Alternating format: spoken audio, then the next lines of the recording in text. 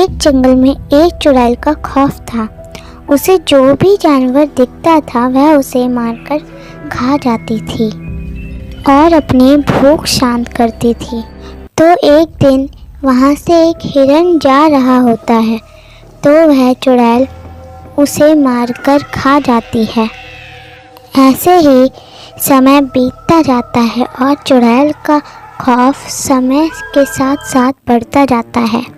तो एक दिन चुड़ैल को एक गाय दिखती है जो वहाँ से जा रही होती है और फिर चुड़ैल गाय को देखकर बोलती है, वाह, आज तो मज़ा आ जाएगा खाने में। इतनी मोटी ताजी गाय, बड़ा मज़ा आएगा इसको मारकर खाने में। वाह, क्या शिकार हाथ लगा है। और फिर वह चुड़ैल गाय के पास जाती है और गाय से बोलती है कि तुम्हारी हिम्मत कैसे हुई मेरे जंगल में आने की। तुम्हें पता नहीं है कि मेरे इलाके में जो भी जंगली जानवर आता है मैं उसे मारकर खा जाती हूँ। तो इतना सुनकर गाय डर जाती है और फिर कुछ सोचने लगती है। और फिर गाय चुड़ैल से बोलती है कि चुड़ैल बहन, मुझे नहीं पता था कि इस इलाके में आपका खौफ है, नहीं तो मैं नहीं आती। किसी भी जानवर ने मुझे नहीं बताया था कि इस इलाके में आपका खौफ है, नहीं तो मैं नहीं आती। तो चुड़ैल बोलती है, मुझे इससे क्या मतलब, मुझे तो तुझे मारकर खाने से मतलब है। तो फिर गाय बोलती है, चुड़ैल बहन, मुझे माफ़ कर दो, मैं अब यहाँ कभी नहीं आऊँगी, मुझे जाने दो, मुझे जाने दो। तो चुड़ैल बोलती है, अच्छा, मैं तुझे जाने दूँ? मैं अपने शिकार को अपने हाथ से जाने दूँ? ऐसा कभी हो नहीं सकता। पर मैं तुझे एक शर्त पे छोड़ दूँगी, तुझे रोज़ मेरे लिए भोजन लाना होगा, जिससे मैं भी खुश रहूँगी और तू भी खुश रहेगी। तो गाय बोलती है, ठीक है चुड़ैल बहन, ठीक है। उसके बाद अगले ही दिन गाय चुड़ैल के लिए खाना ढूंढने जाती है और फिर उसे एक लोमड़ी मिलती है और वह लोमड़ी के पास जाती है और कहती है, क्या दोस्त, तुम मेरे साथ चलोगी? कुछ काम है, मैं तुम्हें रास्ते में सारी बात बता दूंगी, तुम चलो मेरे साथ। लोमड़ी बोलती है, हाँ ठीक है, चलो। और फिर दोनों जाने लगते हैं। फिर गाय लोमड़ी को सारी बात बताने लगती है और फिर कहती है कि इसलिए मैं तुम्हें लेकर जा रही हूँ चुड़ैल के पास।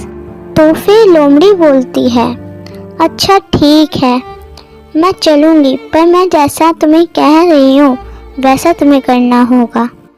और फिर गाय और लोमड़ी एक प्लानिंग बनाते हैं और प्लानिंग के अनुसार गाय चुड़ैल के पास जाती है। चुड़ैल गाय को खाली हाथ देखकर गुस्सा हो जाती है और उससे बोलती है, मेरा खाना कहाँ है, तुम खाली हाथ कैसे आ गई? आपका खाना जंगल में मैंने एक जगह छिपा कर रखा है, आप मेरे साथ चलिए और वहीं आप अपना भोजन कर लेना। तो चुड़ैल बोलती है, अच्छा ठीक है, चलो, और दोनों जाने लगते हैं। गाय उसे एक मंदिर के पास लेकर जाती है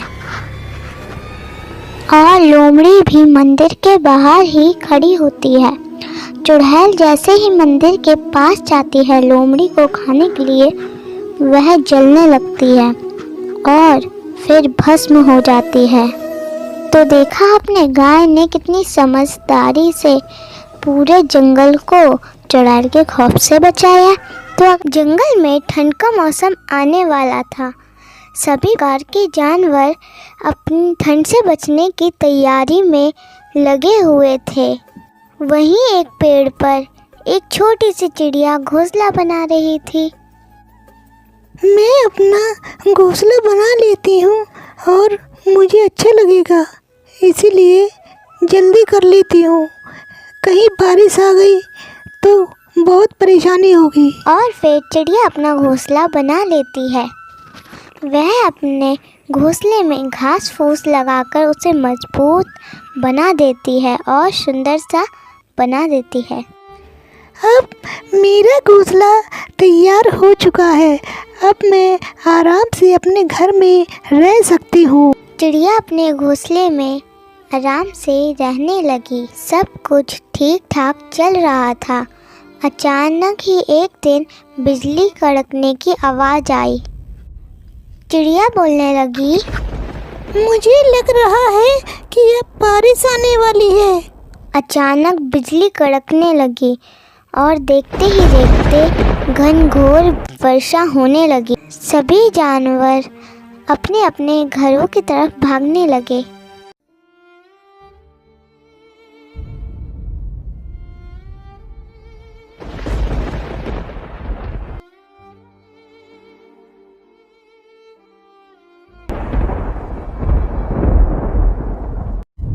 और चिड़िया भी अपने घोंसले में बारिश से बचने के लिए छुप कर बैठ जाती है। चिड़िया को अपने घोंसले में आए कुछ ही देर हुई थी। एक बंदर खुद को बारिश से बचाने के लिए उस पेड़ के नीचे आकर बैठ जाता है।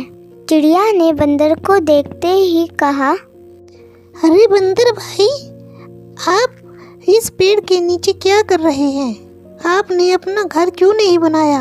इतनी बारिश हो रही है, आपको सोचना चाहिए था कि मुझे भी अपना घर बनाना चाहिए। और तुम इधर उधर घूम रहे हो, कभी इस पेड़ के नीचे कभी उस पेड़ के नीचे। चिड़िया इतना बोलकर चुप हो गई।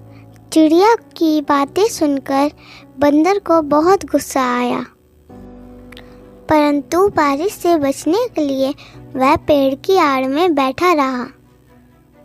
थोड़ी देर शांत रहने के बाद चिड़िया फिर बोली, अरे बंदर भाई, पूरी गर्मी आपने इधर उधर आलस में बिता दिया। अच्छा होता आप एक अच्छा सा घर बना लेते। चिड़िया की बातें सुनकर बंदर ने गुस्से में कहा, तुम सिर्फ अपने आप से मतलब रखो, मेरी चिंता मत करो। बंदर को बहुत गुस्सा आ रहा था। थोड़ी ही देर में हवा तेजी से चलने लगी और बारिश रुकने का नाम नहीं ले रही थी। आज तो लग रहा है बारिश रुकेगी ही नहीं। बंदर बेचारा ठंड से काँप रहा था। बंदर अपने आप को बारिश से बचाने की बहुत कोशिश कर रहा था, परंतु चिड़िया ने तो कसम खा रखी थी बंदर को परेशान करके रहेगी। चिड़िया फिर बोलती है, अरे बंदर भाई, अगर तुम थोड़ी सी अकल लगाते और दिमाग लगाते तो आज इस हालत में नहीं होते।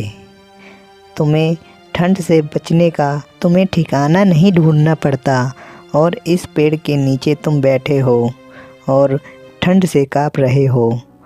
तुम्हें परेशान नहीं होना पड़ता था। बंदर भाई, अब आप अपना घर बनाना सीख लेना, नहीं तो आगे से ऐसे ही परेशान रहोगे। इतना सुनते ही बंदर लाल पीला हो गया और गुस्से में पेड़ पर चढ़ता है और चिड़िया के पास जाकर कहता है, भले ही मैंने घर बनाना नहीं सीखा, परंतु मुझे तोड़ना बहुत अच्छी तरीके से आता है। और बंदर ने चिड़िया के घोंसले को तोड़ मरोड़ दिया और चिड़िया यह सब देखती रही। चिड़िया का घोंसला टूटने के बाद चिड़िया भी अपने घर से बेघर हो चुकी थी और ठंड से काँप रही थी। और बंदर घोंसला तोड़ने के बाद जाकर पेड़ की आड़ में बैठ गया। चिड़िया को बंदर कहता है, चिड़िया बहन, आगे से ध्यान रखना, कभी भी किसी को नसीहत मत देना। और चिड़िया यह सुनकर चुप रहती है और कुछ भी नहीं बोलती। और चिड़िया समझ चुकी थी कि मैंने क्या गलती की है। अगर हम किसी की मदद नहीं कर सकते तो हमें उसको उपदेश देने का कोई भी मतलब नहीं होता। एक दिन किशन अपनी भैंसों को चरा रहा था और उसका मित्र पालू वहाँ पर आता है। पालू अपने मित्र को कहता है, किशन मित्र, तुम इतने क्यों परेशान हो? किशन कहता है, मैं अपनी गरीबी से बहुत ज़्यादा परेशान हूँ। पालू कहता है, तुम परेशान मत हो, ज़रूर तुम्हारी एक दिन ये परेशानी दूर हो जाएगी। उसी जंगल में एक चुड़ैल गुफा में रहती थी और उस खजाने की रखवाली करती थी। सोचने लगती है, अब तो मैं भूखी हूँ, अब क्या करूँ, मुझे खाना खाने जाना चाहिए।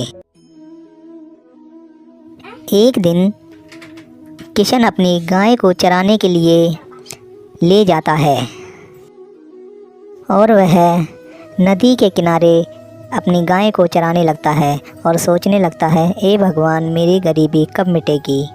और वह एक दिन जा रहा था तो अचानक वह देखता है कि ये गुफा पहले तो यहाँ पर नहीं थी, अचानक ये गुफा कहाँ से आई। अब वह घर पे जाता है और अपनी पत्नी को सारी बात बताता है। कहता है, मैंने एक गुफा देखी है। किशन कहता है, मैं उस गुफा में एक बार जाकर देखता हूँ, अगर उसके अंदर खजाना हुआ तो हमारे दुख दूर खत्म हो जाएंगे। उसकी पत्नी बोलती है, हमें कभी लालच नहीं करना चाहिए, जितना है उतने में संतुष्ट रहना चाहिए। मुझे एक बार उसमें जाकर देखना चाहिए। उसकी पत्नी बोलती है कि अगर उसमें खतरा हुआ तो? अगर खतरा हुआ तो मैं वापस आ जाऊंगा। अच्छा ठीक है, अब मैं आपकी बात मानती हूँ, अब तुम जाओ। और किशन वहाँ से चला जाता है। और किशन जैसे ही गुफा की तरफ बढ़ता हुआ जाता है और वह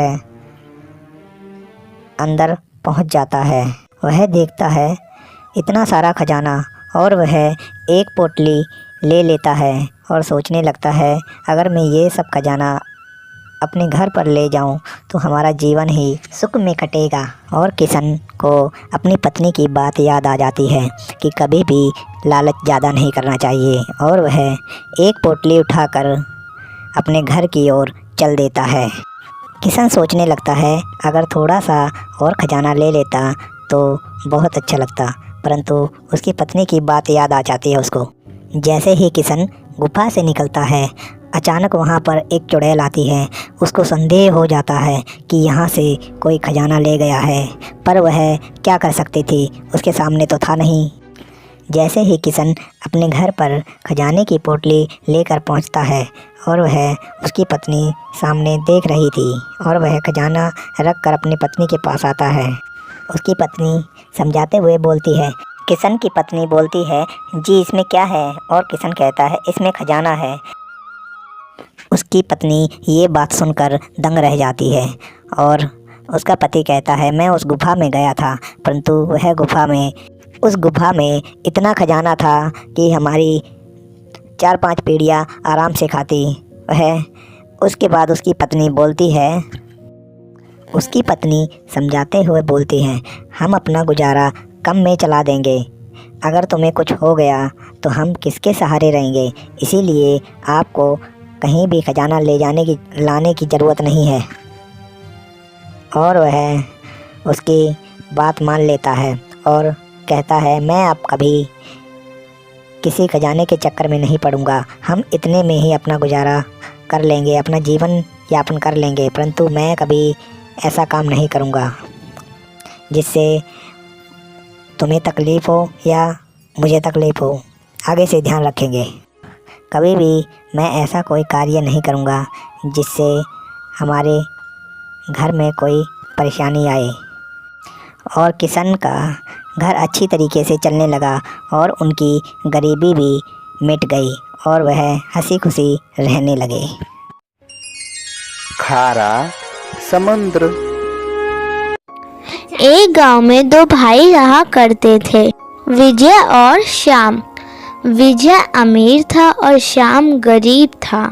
विजय घमंडी किस्म का व्यक्ति था, वह बहुत लालची भी था। तू मेरे जल्दी पैसे लौटा दे, नहीं तो तू मुझे जानता नहीं है। अगर उसके पास कोई मदद के लिए जाता तो वह उसे धक्के मारकर निकाल देता था।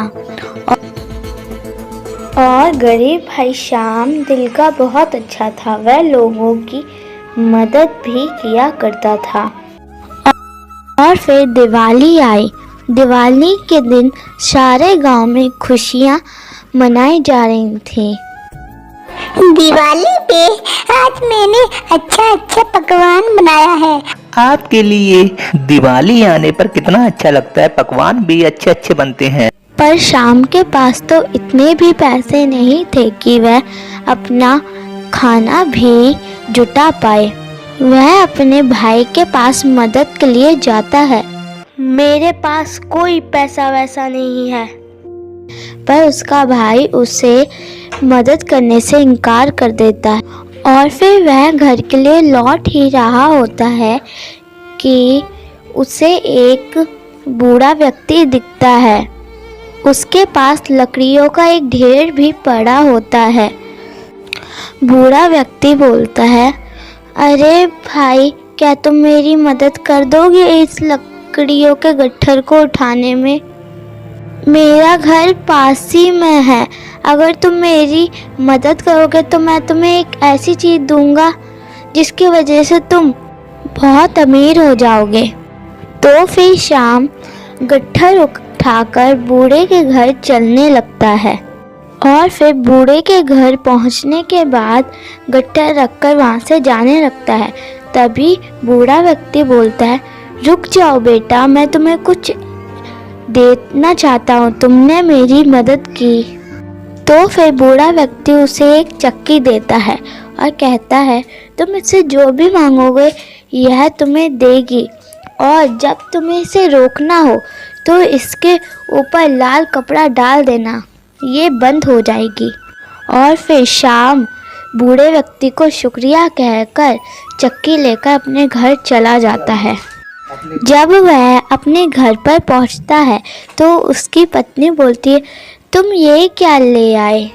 घर में अनाज नहीं है और तुम ये ले आए। तो शाम बोलता है, तुम परेशान मत हो, अब हमें कभी भूखा नहीं सोना पड़ेगा।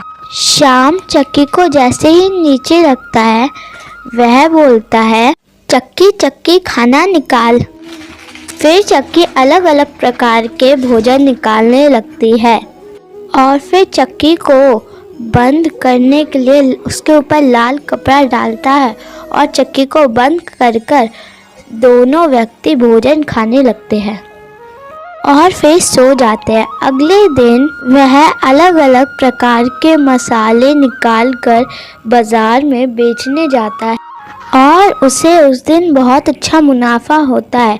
और फिर वह रोज़ कुछ न कुछ निकाल कर बाजार में बेचकर आता और पैसे कमाता। धीरे धीरे कर शाम अमीर होने लगा और अपने भाई से भी ज़्यादा अमीर हो गया। और उसके भाई विजय को उसकी तरक्की देखकर बहुत ही जलन मचने लगी। तो वह उसके घर जाता है और छुपकर देखने लगता है कि वह उसकी तरक्की का राज क्या है। और फिर उसे पता चला कि वह ये सब एक जादुई चक्की से निकालता है। अगले दिन शाम जैसे ही बाजार में सामान बेचने जाता है, विजय वह चक्की चुरा लेता है और फिर घर बार बेचकर अपनी पत्नी को लेकर वह एक नाव में बैठ जाता है और वह वहाँ से जाने लगता है। उसकी पत्नी बोलती है, क्या आप इस मामूली सी बेकार चक्की के लिए आपने ये सब बेच दिया? आप कितने मूर्ख हैं। तो फिर विजय बोलता है, मैं मूर्ख नहीं हूँ, अभी तुम्हें इस चक्की का कमाल दिखाता हूँ। फिर वह बोलता है, चक्की चक्की नमक निकाल। और फिर चक्की नमक निकालने लगती है। विजय को चक्की बंद करने का तरीका नहीं पता था। धीरे धीरे नमक नाव में भरने लगता है और फिर नाव डूब जाती है। लोगों का कहना है कि चक्की अभी तक चल रही है, तभी तो पानी खारा है।